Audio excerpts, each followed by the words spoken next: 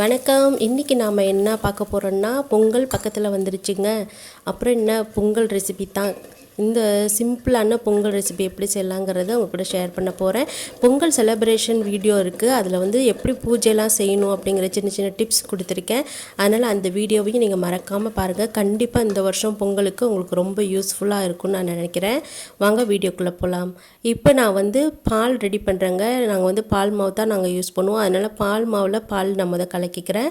இப்போ சுடு தண்ணி கொஞ்சம் நல்லா ஊற்றிக்கிறேன். இன்றைக்கி நான் 1/4 கிலோ அரிசிக்கு தான் நான் செய்ய போகிறேன்.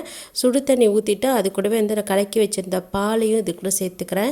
உங்களுக்கு பசும்பால் கிடச்சிச்சின்னா பசும்பால் நீங்கள் இதில் சேர்த்துக்கோங்க.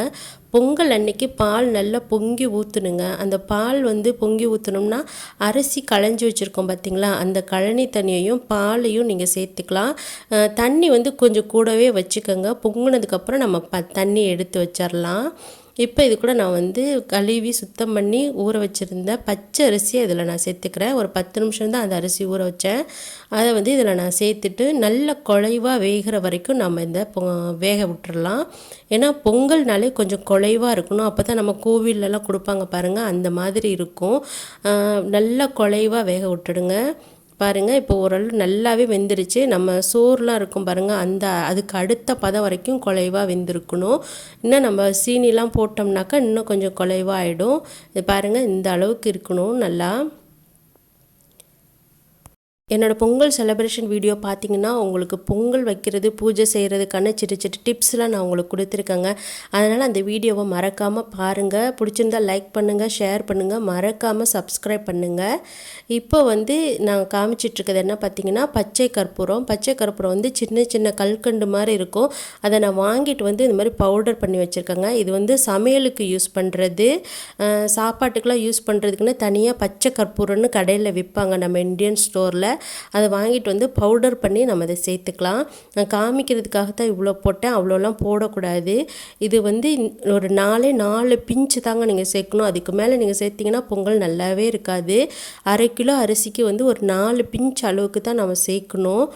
இது ஏன் சேர்க்குறோன்னு பார்த்தீங்கன்னா, நம்ம என்ன தான் நெய்யை ஊற்றி பொங்கல் வச்சாலும் அந்த கோவிலில் கிடைக்கிற பொங்கல் டேஸ்ட் வரவே வராது. அதுக்கு மெயின் காரணமே இந்த பச்சை கற்பூரம் தான். அந்த பச்சை கற்பூரம் கண்டிப்பாக சேருங்க, பொங்கல் அட்டகாசமாக இருக்கும். இப்போ இது கூட நான் சுக்கு பவுடர் நான் ஒரு 1/4 டீஸ்பூன் அளவுக்கு நான் போட்டிருக்கேங்க. நல்லா கிண்டி விட்டுறலாம்.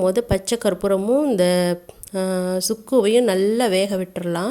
பச்சை கற்பூரம் எந்த அளவுக்கு வேகுதோ அந்த அளவுக்கு உங்களுக்கு டேஸ்ட் ரொம்ப நல்லா இருக்குங்க. அதை பொடி பண்ணி சேர்த்துக்கோங்க. அப்படியே க்யூபாக சேர்க்காதீங்க, ஏன்னா அது கரையாது. பொடி பண்ணி சேர்த்திங்கன்னா தான் கரையும். அந்த கோவிலில் கொடுக்குற பொங்கலோட டேஸ்ட் நமக்கு அப்படி தான் கிடைக்கும். ரொம்ப முக்கியம் 4 பிஞ்சு தான் பச்சை கற்பூரம் போடணும். இப்போ நான் ஒரு 4 பிஞ்ச் அளவுக்கு உப்பு சேர்த்துக்கிறேங்க. உப்பு தான் நம்மளோட போடுற அந்த ப்ரௌன் சுகராக இருக்கட்டும், இல்லைன்னா அச்சு வெல்லமாக இருக்கட்டும், அதோட டேஸ்ட்டை நல்லா தூக்கி கொடுக்கும். அதனால் ஒரு 4 பிஞ்ச் அளவுக்கு மட்டும் நம்ம உப்பு சேர்த்துக்கலாம். உப்பு சேர்த்து நல்லா கிண்டிட்டு இப்போ நான் ப்ரௌன் சுகர் சேர்த்துக்கிறேன். இதில் அச்சு வெல்லம் கிடச்சா பொங்கல் அன்னைக்கு அச்சு வெல்லம் தான் ரொம்ப நல்லது. அச்சு வெல்லம் சேர்த்துக்கலாம். இல்லாட்டி நம்ம ப்ரௌன் சுகர் சேர்த்துக்கலாம். இப்போ நான் நெய் நல்லா காய்ச்சிக்கலாம். கொஞ்சம் நெய் தாராளமாக விடலாம். ஏன்னா பொங்கல் அன்னைக்கு ஒரு நாளாவது நல்லா நெய் போட்டு சாப்பிட்டா ரொம்ப டேஸ்ட்டாக இருக்கும். அதனால் நெய் நல்லா விட்டுட்டு இதில் முந்திரி பருப்பையும் திராட்சையையும் நல்லா சூடு பண்ணலாம். பாருங்கள், நல்லா அப்படியே நெய் கொதிக்க கொதிக்க இருக்கணும். பொங்கல் அடுப்பில் அப்படியே நல்லா சூடாக இருக்கணும். அப்போதைக்கு நீங்கள் இதை ஊற்றி நல்லா கிண்டுனிங்கன்னா அந்த பொங்கல் எல்லா பக்கமும் நல்லா மிக்ஸ் பண்ணிடும். அது ஒரு சூப்பரான டிப்ஸுங்க. அது இப்போ கடைசியாக நம்ம இறக்குறதுக்கு முன்னாடி ஏலக்காய் பவுடர் இதில் நம்ம சேர்த்துக்கலாம்.